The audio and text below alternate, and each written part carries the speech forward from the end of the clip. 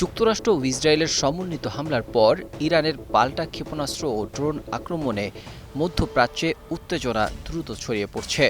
বিশ্লেষকরা বলছেন, এই সংঘাত আঞ্চলিক যুদ্ধে রূপ নিলে বৈশ্বিক জ্বালানি বাজারে বড় ধরনের অস্থিরতা দেখা দিতে পারে, বিশেষ করে কৌশলগতভাবে গুরুত্বপূর্ণ হরমুজ প্রণালীকে কেন্দ্র করে। বিশ্বের প্রায় 20% অপরিশোধিত তেল এই সংকীর্ণ সমুদ্র পথ দিয়ে পরিবাহিত হয়।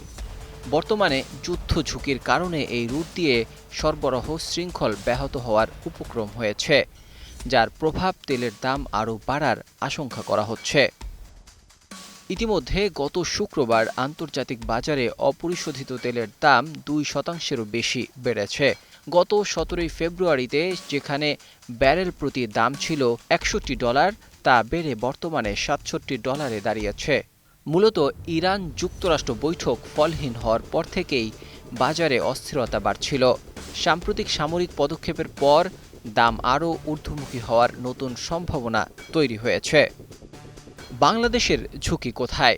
বাংলাদেশের জ্বালানি নিরাপত্তা সরাসরি হরমুজ প্রণালীর উপর নির্ভরশীল। দেশের প্রায় 90% প্রাথমিক জ্বালানি আমদানি, অপরিশোধিত তেল, পরিশোধিত জ্বালানি ও এলএনজি এই রুট দিয়ে বাংলাদেশে আসে। সৌদি আরব, ইরাক ও সংযুক্ত আরব আমিরাতের মতো প্রধান সরবরাহকারীদের কাছ থেকে জ্বালানি আনার ক্ষেত্রে বাস্তবে কোনো বিকল্প সমুদ্রপথ নেই। বর্তমান পরিস্থিতিতে বাংলাদেশের জন্য মূলত দুই ধরনের ঝুঁকি তৈরি হচ্ছে। প্রথমত, মূল্য ঝুঁকি।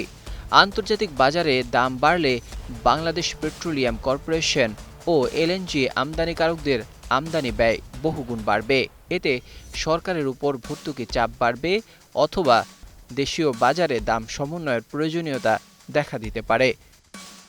দ্বিতীয়ত, সরবরাহ ঝুঁকি। হরমুজ প্রণালীতে জাহাজ চলাচল বিঘ্ন হলে বা বিমা প্রিমিয়াম বেড়ে গেলে শিপমেন্ট বিলম্বিত হতে পারে। এর ফলে দেশের বিদ্যুৎ উৎপাদন ও শিল্প খাতে জ্বালানি সরবরাহে বড় ধরনের ঘাটতির আশঙ্কা রয়েছে। জ্বালানি সংকটের প্রভাবে দেশের বিদ্যুৎ উৎপাদন ব্যয় বাড়তে পারে, যা সরাসরি শিল্প খাতে উৎপাদন খরচ বাড়িয়ে দেবে। এতে জ্বালানি নির্ভর রপ্তানি পণ্যগুলো বিশ্ব বাজারে প্রতিযোগিতায় পিছিয়ে পড়তে পারে। এছাড়া আমদানি বিল বেড়ে যাওয়ায় বৈশ্বিক মুদ্রার রিজার্ভের ওপর বাড়তি চাপ সৃষ্টি হবে, যা দেশীয় বাজারে মূল্যস্ফীতি পুনরায় ঊর্ধ্বমুখী হওয়ার ঝুঁকি তৈরি করতে পারে।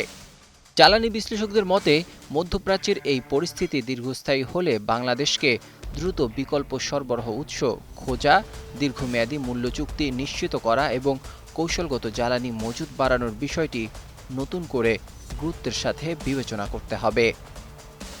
Desk report, 21 television.